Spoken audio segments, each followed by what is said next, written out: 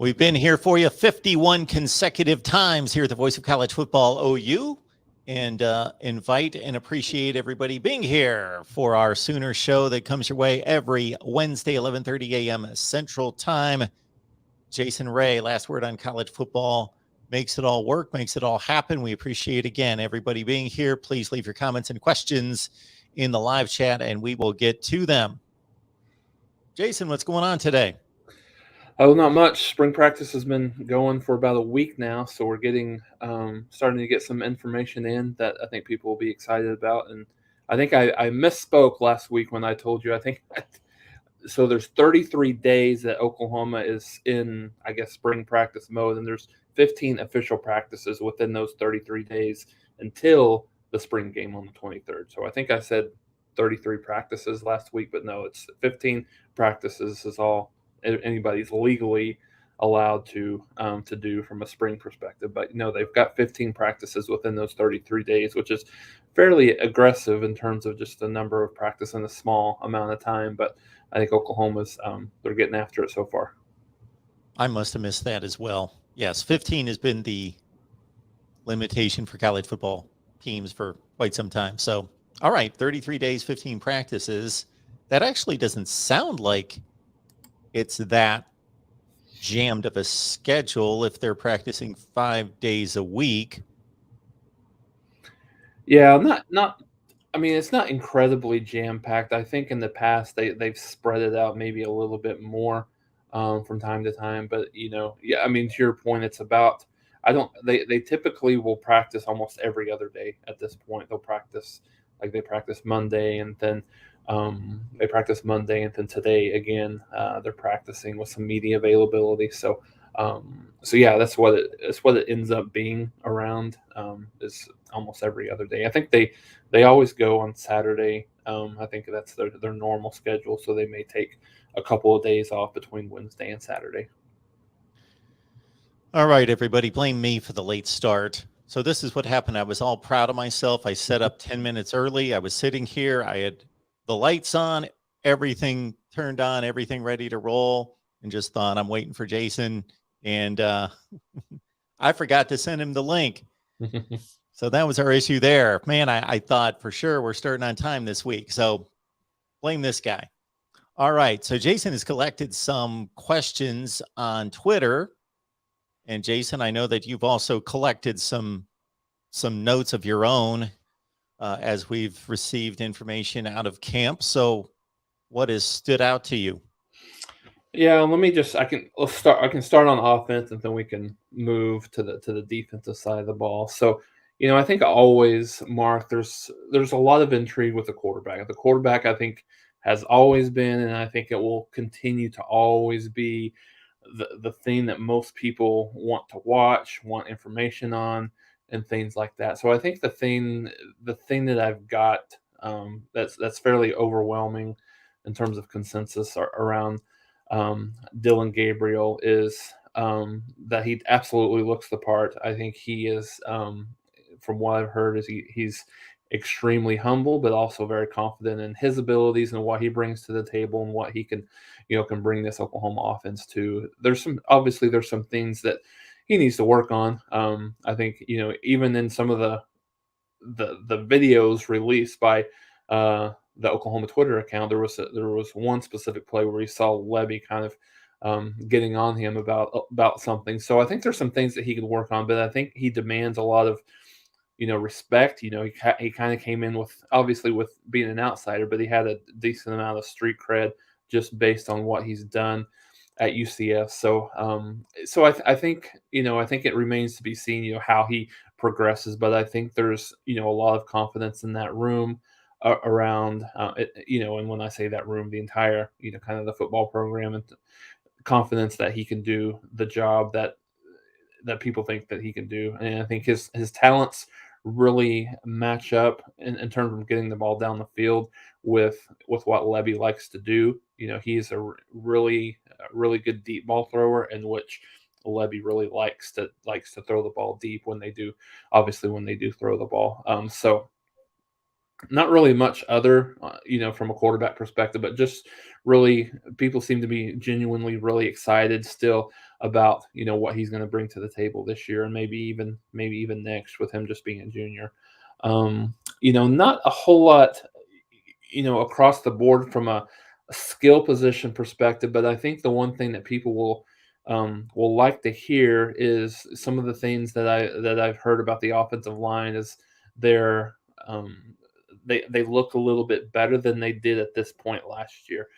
So I think whether it's the winter workout conditioning and program with with Schmitty, or maybe just gaining another year of confidence and things like that. And I think the one thing that is very much a consensus that I've heard is that I think Coach Bill Bedenbaugh, not that he never coached these guys hard, but I think he hears the noise around him in terms of how this unit has kind of underachieved over the last couple of years. So um, Anton Harrison is a guy. Wanye Morris is a guy that I've heard that's been pretty impressive early on. Um, you know, uh, Andrew Rame is another guy that I've heard a little bit about, just in terms of his strength and kind of knowledge of the offense is a little bit better.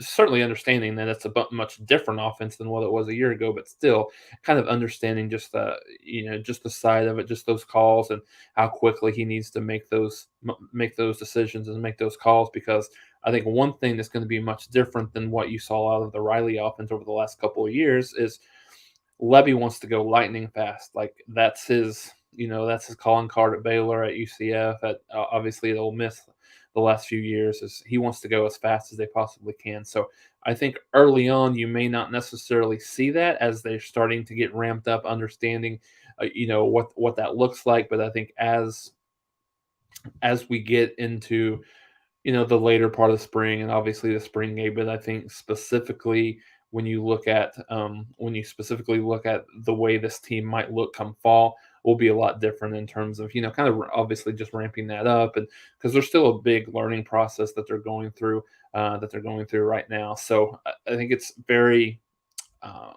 positive, optimistic, just to hear some of the good things that you're hearing, just about the offensive line, how they're working. And, I mean, obviously there's nowhere near a finished product, but I think right now, when you look at how they are at this point in the year compared to where they were last year, they feel a lot more comfortable with the guys that they feel like are going to get a lot of meaningful snaps on that offensive line versus maybe where they were at this point last year. And I think, just kind of moving back to the running back position, when I some of the things that I've heard, Eric Gray is kind of early on kind of separated himself, just in terms of what he's done in the offseason, just in terms of his maturity, his leadership, what he's brought to the table. He's a lot more vocal than he has been in the past last year. And I think I think early on he's separated himself. I think certainly has the most experience of that group. But I think it's going to be one of those competitions that might be the biggest, or the most hotly contested position on the team, because you've got Eric Gray, you've got Marcus Major, and then you've got the true freshman Javante Barnes, who is going to be in the mix, and Gavin Salchuk won't be in until the summer. But I think right now those are the three guys that you look at, and I think you're going to see Eric Gray used much differently than he was this past year. I think Levy is going to do everything they can to get him out in space versus running between the tackles as much as he did a year ago. So I think those are some of the kind of high hitting things that I've heard on the offensive side of the ball.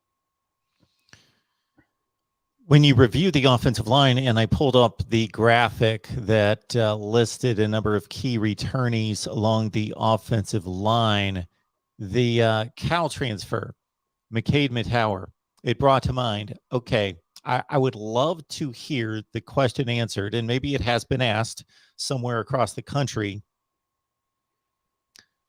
When a player is pursued in the transfer portal, what that scouting process looks like. Of course, they're scouting on the high school level. The NFL scouts are scouting on the college level. So do they see, okay, McCade Matower. He's been an all Pac-12 performer to some degree. I think he was second team according to Pro Football Focus. He was more of an honorable mention type um, by the media. And so do they just go grab as many Cal games as possible, spotlight him, review it, think, okay, we really like what we see on tape and go from there? I would just be curious to see and know what how extensive that process is. Yeah, no, I would too. I think there's probably a much more extensive vetting process with Venables than maybe there was in the past. Maybe not necessarily from an evaluation perspective on the field, but I think more of just about the person. So obviously, I think you're right. You hit the nail on the head. I think that's probably the first evaluation. But then talking, just gauging kind of what that level of interest is and understanding what they are. What some of these kids are as normal kids, not necessarily just a football player. Because at any point you've heard Venables talk more about the kind of the holistic approach from a kid's perspective. So yeah, no, that is a very interesting kind of concept just to see what the difference is and how you evaluate transfers as opposed to how you evaluate kids out of high school or junior college. Folks, we talk Sooners with you each and every Wednesday at 11:30 a.m. Central. Keep in mind that from time to time, not very often, we've got to switch up on the start time. So that's why it's important to subscribe and hit that bell for the notifications to know when we go live. Again, our aim is 11:30 a.m. Central every Wednesday, and we've hit it about 98% of the time. And appreciate all of you being here. In addition to your presence, please let Oklahoma fans know that we're here. We also have other fan bases represented, so all are welcome here to talk OU football. Typically see some Texas fans, Notre Dame fans. I think we've got some kind of maybe a Texas A&M fan in the chat today. So all are welcome. So let people know that we're here. All right. There were also some questions that came in to your request on Twitter. Anything that caught your eye? I think it's interesting right now. There was some questions just in terms of what some freshmen and transfers might either be in the two deep or may have an opportunity to make an impact early on, and so we can go through that on both sides of the ball here. So I mean, obviously on offense, Dylan Gabriel, from a transfer perspective, I think he'll obviously be the biggest impact on the team. You would think. I mean, at this point, at the running back position, Javante Barnes is a guy that's as a freshman, he's going to get some playing time. I'm not sure exactly how much. Kind of depends on how that battle goes a little bit. He'll all three of those kids between him and Gray and Marcus Major will get some time as well. When you look at the tight end position, I think they really like what they have with Daniel Parker, the transfer from Missouri.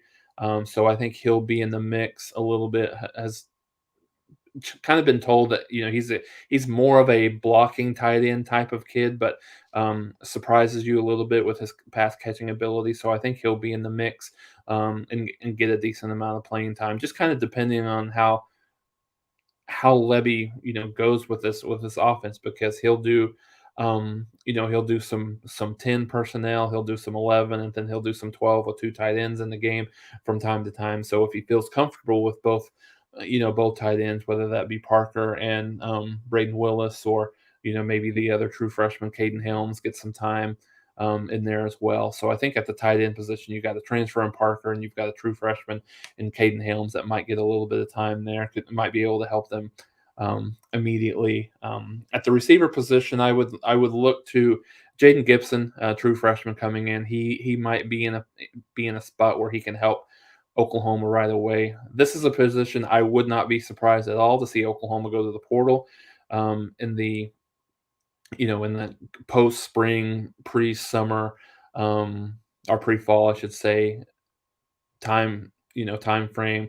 Just because Oklahoma has a lot of bodies, but they don't have a ton of probably what you would say, kind of game changers at the position from a depth perspective. They've got, Theo Weiss, Marvin Mims, Jalil Farouk, Cody Jackson. Those are some guys that kind of come to mind initially, but not a ton of depth. And you got a guy, Theo Weiss, who's coming off an injury as well. So I think those are some of the guys. From an offensive line perspective, McCade Matauer, talked about him a little bit.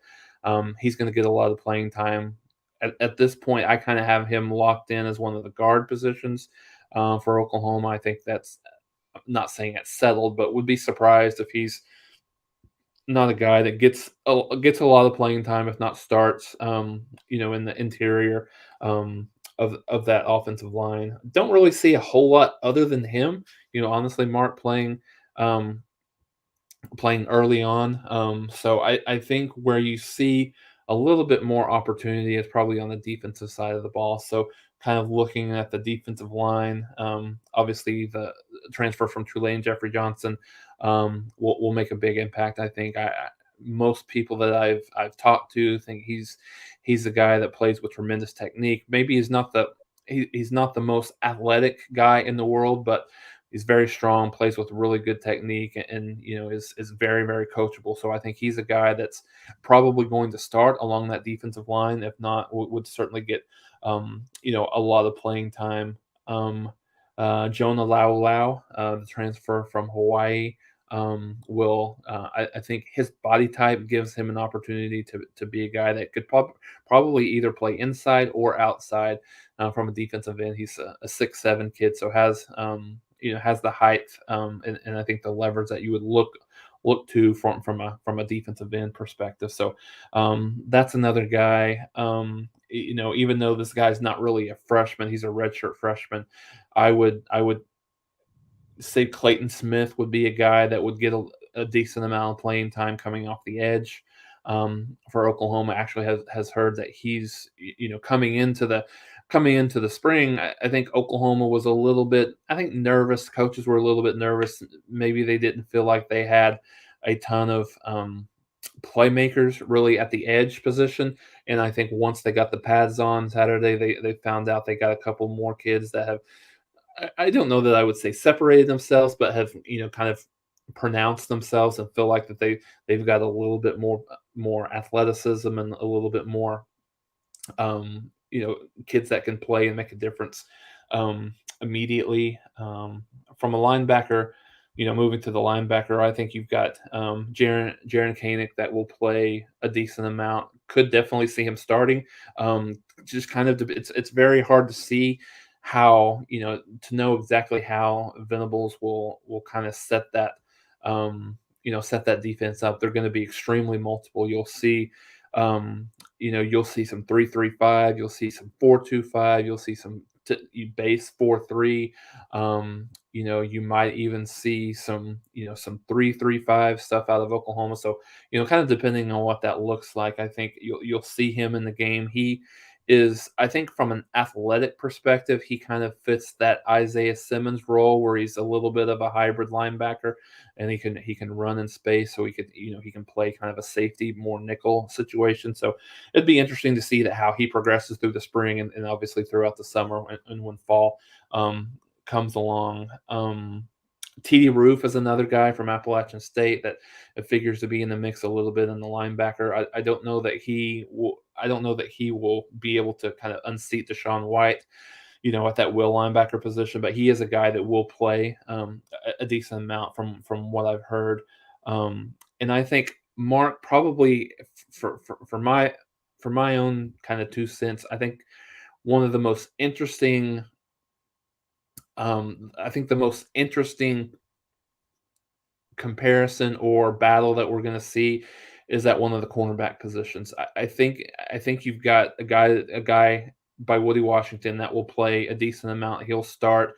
I think he's about as entrenched as a starter as you'll hear right now, other than maybe Dylan Gabriel at this point. So I think, but the other spot you've legitimately got 5 or 6 guys that could potentially be a starter on the other side. The incumbent is DJ Graham, played really, really well last year, had an absolute awful Alamo Bowl. So I think it'll be interesting to see how he comes back from that from a from a confidence perspective. But you've got DJ Graham, you've got a transfer CJ Coldon from Wyoming, not coming in until the summer, which that puts him a little bit behind the eight ball.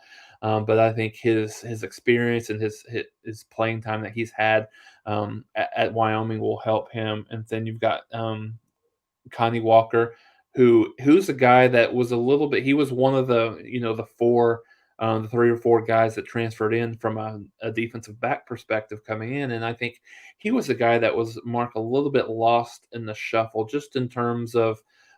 He's only a guy that's played a little bit 1 year at Louisville, but I think he's a guy that Venables talked about in his press conference a couple of days ago. Really, really a guy who is incredibly athletic, and is a guy that's I think surprised even a lot of people. I think coming in early. So I think you look at that position. Obviously, you're going to see Coldon. I think you're going to see Connie Walker, play for some reps there. And then when you go to the nickel position, I think. I think you've got a guy from North Carolina, Trey Morrison, who is again he's playing a little bit handicapped right now. He's got a little thing with his hand, so he's playing in a cast. But I think they like what they have what they have in him, and I think he's a guy that will probably play. At this point, I would probably peg him as a starter, and at the nickel position. So those are the guys that I think both freshmen and transfers that will have a chance to either start or have a pretty good impact here early on for Oklahoma this year. Yeah, Trey Morrison in particular has a ton of experience. He racked up 44 games. 44 games, most of those starts at North Carolina, coming off a 47 tackle season. He's racked up 163 tackles in 4 seasons, 11 tackles for loss, 3 sacks, 2 picks, and again, 44 games played and just about all of them starts. He pretty much started out of the gate 46 tackles as a freshman in 11 games. So those are starters numbers for a cornerback position to be in the 40, 45 range in numbers of tackles. You have to think that he was on the field most of the time. Yeah. And so, and with Colden out of Wyoming, he had 67 tackles last year, played a ton of football. So they get experienced guys. Now, as you mentioned, Walker, not so much out of Louisville, but certainly he will get his shot. Yeah, no, absolutely.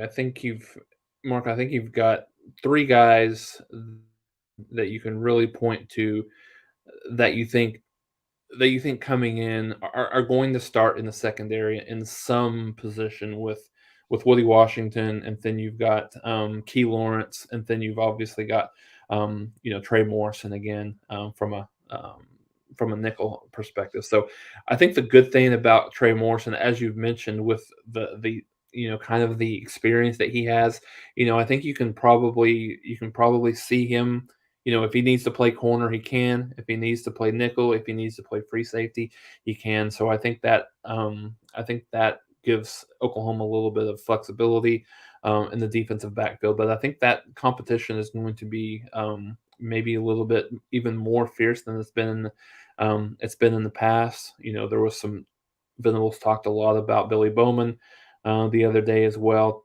Took a little bit of shot at the previous um, at the previous coaching staff, just talking about how much of it was how he was stretched so thin, had to play so many positions, last year, and never really got to go really in depth on one position. And they've got him focused on free safety right now, so it'll be interesting to see how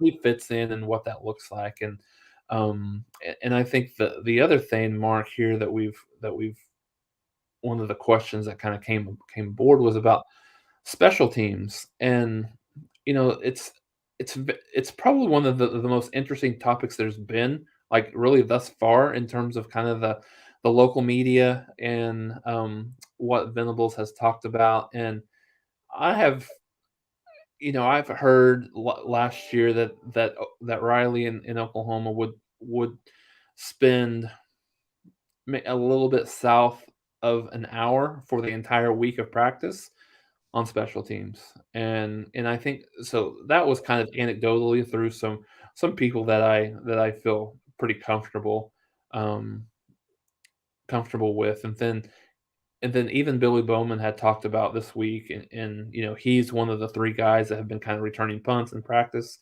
and talked a lot about the fact that they really weren't allowed to return punts or kicks unless they just absolutely needed it. They absolutely needed a because Oklahoma, between punts and kickoffs, I think Oklahoma had a total of 22, 24 actual returns.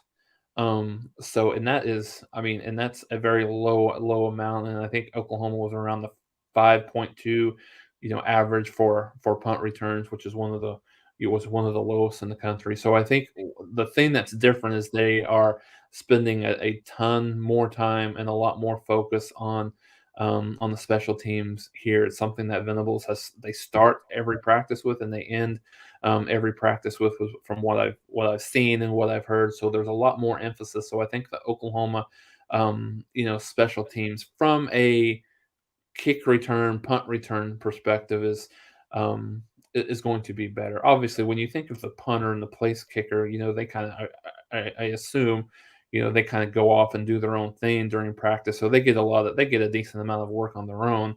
Now, where it was probably negligible was obviously on the kind of the team special teams drills. It's interesting what has happened with special teams in modern day football. So you've got the rugby punter has come into play here. Probably we saw our first rugby punters maybe 10 or 12 years ago. And now, I don't know, a third of the teams, half the teams. And you can see when they're effective why you would want to do that. Then you also see, because the return game in the kicking game, kickoffs in particular, has been negated to a certain extent, not completely wiped out or eliminated, but it's been negated by, number one, kickers just being better to be able to reach the end zone and kick the ball out of bounds and kick it out of the end zone. Number two, obviously, the ball being now brought out to the 25 has deterred and returners from taking a chance of bringing it out, because if you can get it at the 25, then it's difficult to return it that far. Number three, now with this rule that's been in play, what, about 3 years, that regardless of where you I can't stand this rule, but wherever you catch the kickoff inside the 25, you get it at the 25. Right. I hate rules that play with and go against the structure of the game. The structure of the game is all about, you advance the ball and you receive the ball, and that's where you get the ball. And to artificially get it at the 25 when you caught it at the 13, it doesn't make any sense. Now, the end zone's treated differently. The ball goes into the end zone, it's a touchback. All those things, we understand how the end zone is treated differently than the rest of the field of play. But to catch the ball at the 12-yard line and to get it out at the 25, that's artificial to me. But anyway, that's what the rule is. So that's reduced kickoff returns as well. So you've seen a lot of teams, more so than in the past, take this approach that we want to play good coverage, of course. We don't want to allow added yardage on the return units for the other teams. But in terms of our returns, let's secure the ball. Let's just secure the ball. And hey, if somebody breaks one for 25 yards, great. But let's just make sure we secure the ball, don't turn it over, and we'll go from there with the offense, especially with field position still being very critical to the game. It's still important, but maybe I shouldn't use the word critical. Maybe it was critical at another time in college football history when offense wasn't so prolific. Doesn't seem like a prolific offense now minds getting the ball at their own 8-yard line. It's not preferable, of course. You've got to do more work, and it leads to opportunity for more mistakes, having to drive it 92 yards for a touchdown, but they don't seem to be bothered. If you have a strong offense, hey, give us the ball. We'll operate from any position on the field. Now, the 1 or 2 yard line may be a different case, but with a little bit of room, we're fine. We're going to operate the offense. So I don't think field position's as critical as it used to be. It's still important, but you see more teams just with this mindset of secure the football on the return and we'll start the offense. Yeah, no, you're absolutely right. I think that's that rule that you mentioned has been a big game changer in terms of the kickoff return and the kickoff game. Obviously, we still have the punt return game, which is a little bit better, but I think the punters are so good about keeping the ball, in the air. The hang time is such an integral part of the fundamentals and the mechanics of punting these days. But no, you're right. I think the return game is not anywhere near the same as what it was just across the board. But I think, just the fact that that Oklahoma's bringing a little bit more attention to that, to the details of it is still I think it's still pretty important because with with what Oklahoma has, with Turk in terms of the punting, they have the ability to flip the field very very quickly, and so you look at that on the opposite side of Oklahoma. If they're able to have an increase, I mean, even just the 5 yards per return, if somewhere double that, or if you're at least 7 or 8 yards, I think it puts you in a better position. But I think it's just overall the kind of the attention to the details that I think has sparked kind of Oklahoma fans, and what maybe hasn't been done versus what is is going to be done. And I think there's a lot of people that are so far, I think, just very enamored, probably not the right word, but maybe a little bit surprised at how much of a stickler on all of the details Venables has been so far for a guy that's a first time head coach. And so a lot of people have, really kind of talked about the fact that you would never have thought the way he has went about practice, the way he has, kind of, put his vision out there. But with him being a first time head coach, but you have to remember, and this is something that I'd heard, he had planned for this he'd been planning for this for, you know, 5, 6, 7 years. So he had a very specific plan in place for when he got this opportunity. And, it was kind of interesting. I didn't realize that he was as close to accepting the Auburn job as what he was when he's given the opportunity. Thad Turnipseed talked a little bit about that in an interview that I'd heard, that he thought he might get the call to go with him to Auburn if it happened, but he was pretty close to taking that job, and he just decided he was going to hold out for something else. I don't know if he what it was, or if he was hopeful that this Oklahoma job would come up at some point, or if it was something else, or what that would be. But I got to think it's incredible patience for a guy like him to turn down a job as good as Auburn is. Now it's not Alabama, and it's probably not a top 10 job in the country, but it's at least a top 15, top 20 job. So I think the plan that he has in place is going to kind of help separate himself as a first year head coach versus a guy that's kind of been been through it. I have to think that the separation between an Oklahoma level job and Auburn job was the deciding factor, along with his comfort and his knowledge of, and again, I go back to the word comfort, of the Oklahoma environment, the campus, the people involved. He had been there, he had ties.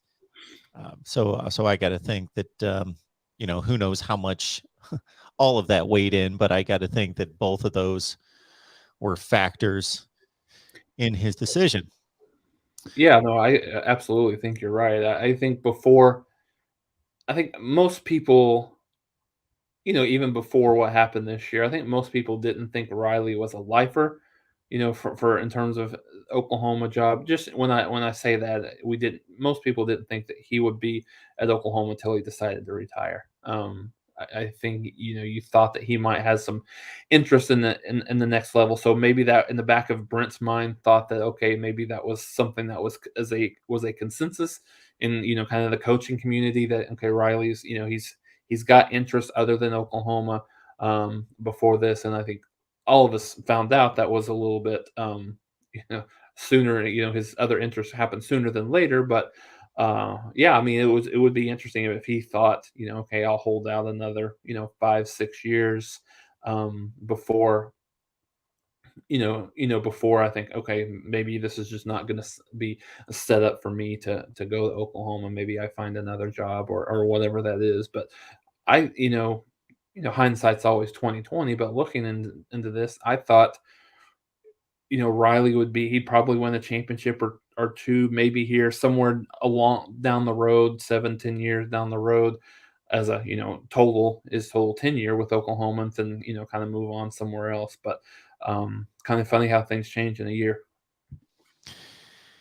Yeah, when you hear about these coaching changes and then get the backstory later, sometimes these decisions and these opportunities show up in the matter of now we know with Lincoln Riley, there may have been months in the process, but with some other situations, things happen within a couple of days where there was no connection between a coach and a job, and all of a sudden, boom, the dominoes fall, the contacts are made, and decisions are made, and guys who thought they were going to be somewhere for a long, long time get an opportunity that they can't turn down, and then as we see, all the spaces, all the vacancies across college football have to be filled, so the dominoes then start to fall across the country. Roberto brings up a point here about the Brent Venables defense. So Alex Grinch is certainly a capable defensive coordinator. Brent Venables is considered arguably the best in the business. It would be intriguing to see day to day, both in the film room and on the field, and then during a game, what the differences will be, and what makes Venables so good. Is it that he teaches fundamentals and techniques better? Is it that his scheme's better?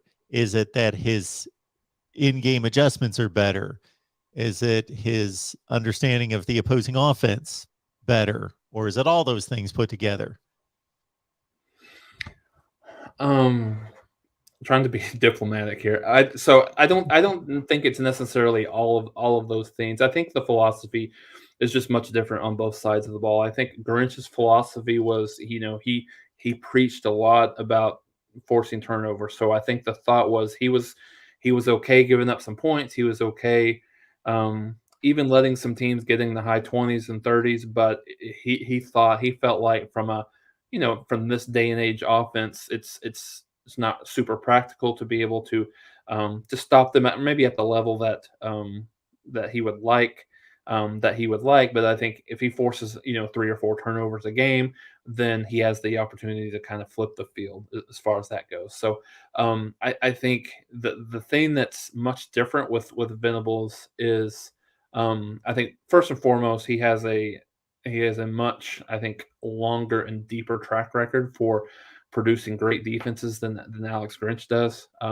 So I think he's been around. Obviously, he's been around the game a lot longer. So with what he did at Oklahoma and obviously at Clemson, you know, he has. And then this is not just me saying this. I think multiple people across the board think if he's not the best defensive coordinator or defensive mind, he's top 2 or top 3 in the country. So I think, I think that what kind of separates him from what Oklahoma has had in the past, whether it be Stoops or whether it be Grinch, is the fact that he's very multiple. We talked about this. He's not going to sit in the same. He's not going to sit back in the nickel all game long and maybe have some, bring some pressure from different angles. He's going to give you multiple looks.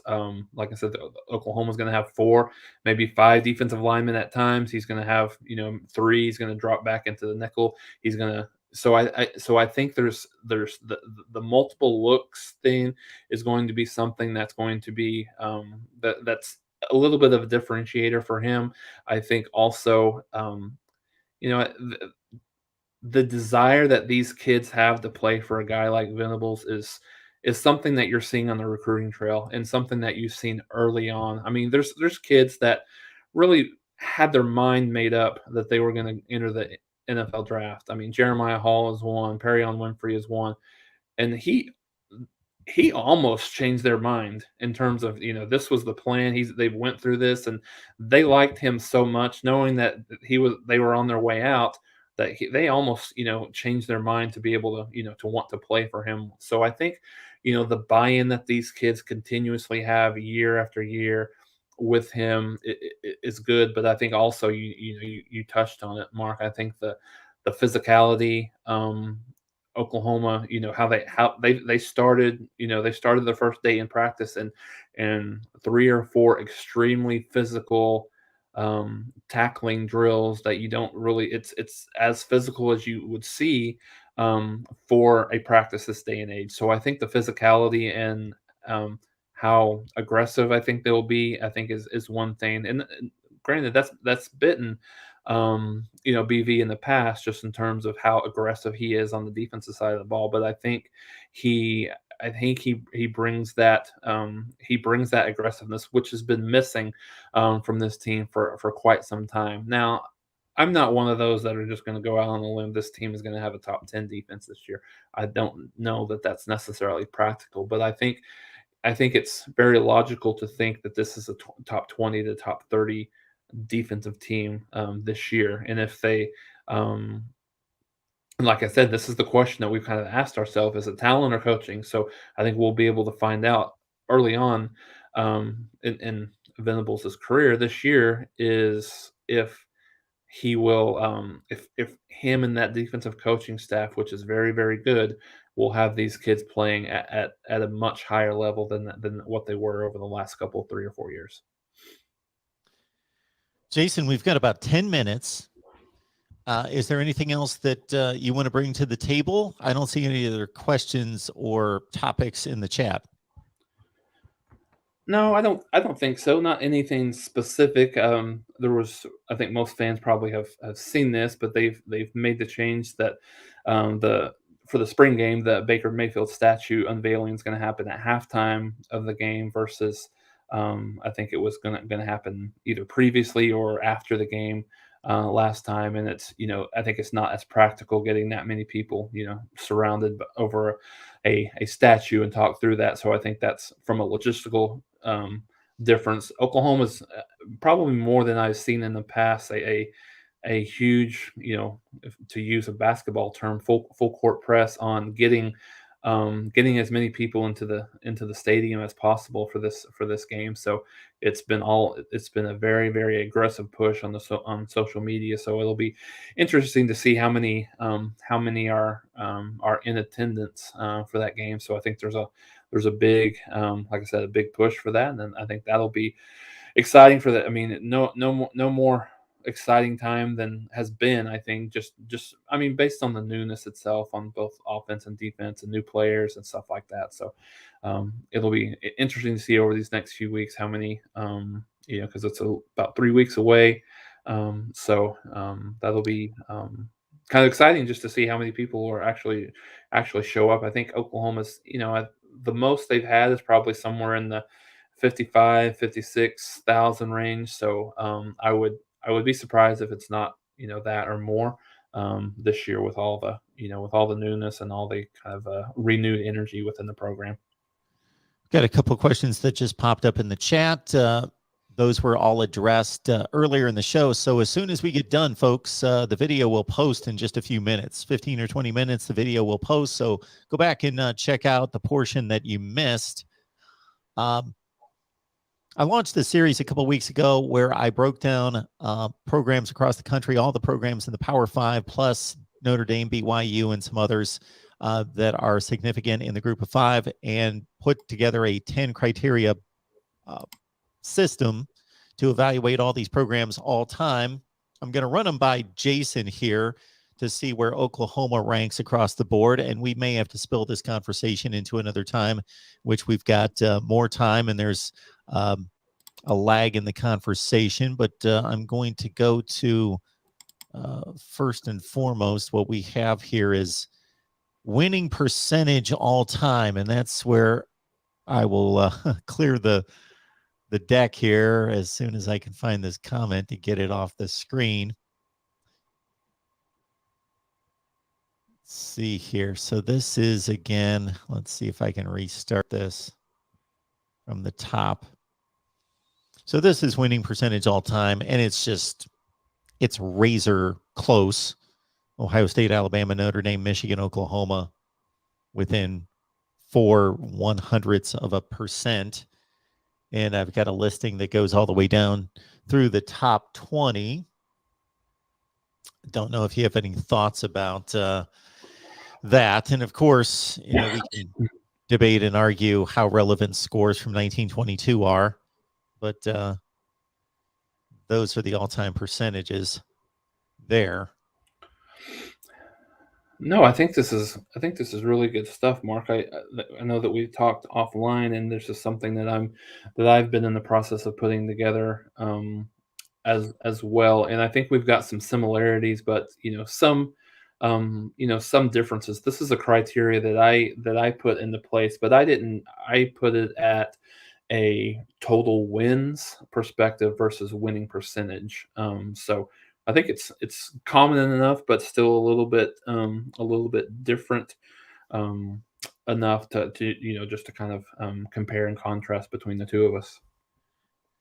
Then we also have the AP poll rankings points. So what that is at the conclusion of each season, there's a formula that's very simple.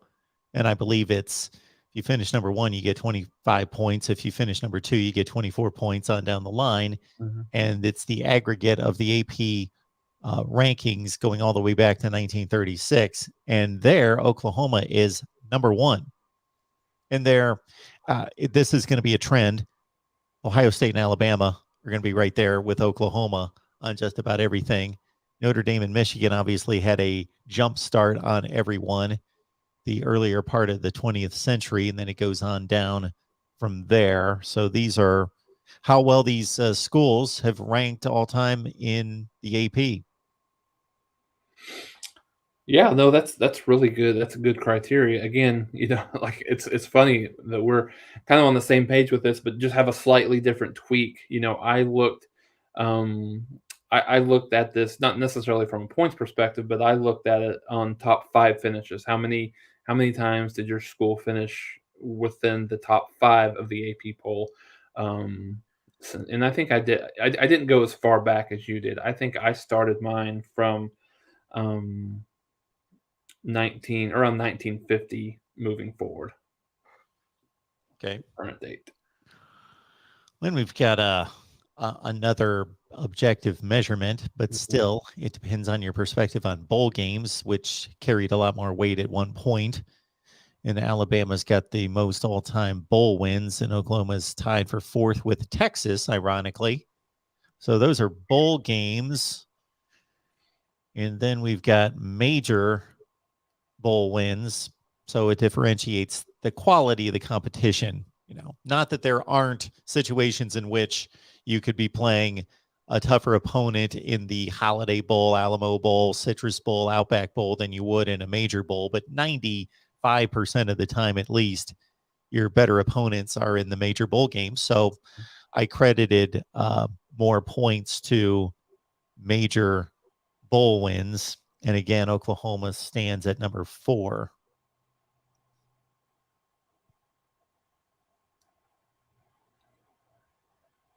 Okay. Yeah, that was one thing that I did differentiate between, between major bowl wins and just bowl and bowl wins overall. I just went with regular bowl wins, but yeah, my rankings are very similar to yours in that regard. Then we've got conference championships, and look at this number. Oklahoma is number 1 all time in conference championships. Now, I find it interesting that Nebraska's at 46. They haven't won one since 1999. So they're still number 2, even though they haven't won one. And I got to think Oklahoma's won since 1999, the Big 12, 11 or 12 times, something like that. It's similar to the Ohio State and Michigan numbers. Ohio State's down to Michigan by 3 conference championships, but it's 11-1 in the last 17 years. So it's also, this isn't all time number, but it's interesting to compare it against what's happened recently. Yeah, can you throw your top 5 on there again one more time? I was trying to see where.